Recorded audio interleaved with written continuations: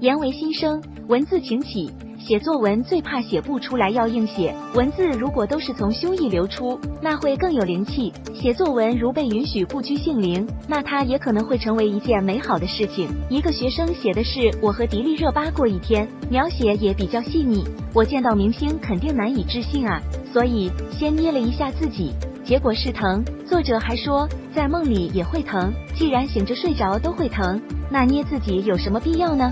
小孩的思维就很有趣，文章充满想象力。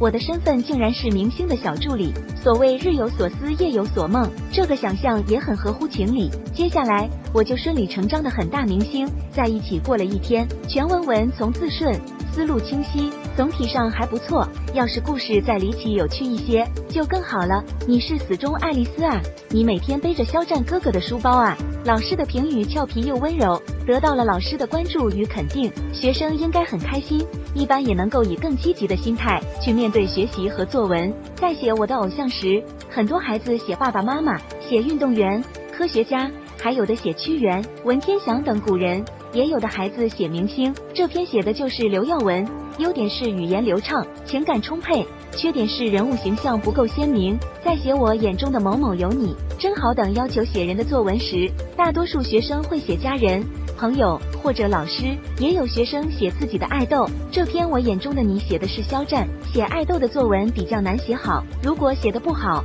往往会给人特别不好的感觉。这与明星本人无关，与学生的写作能力有一定关系。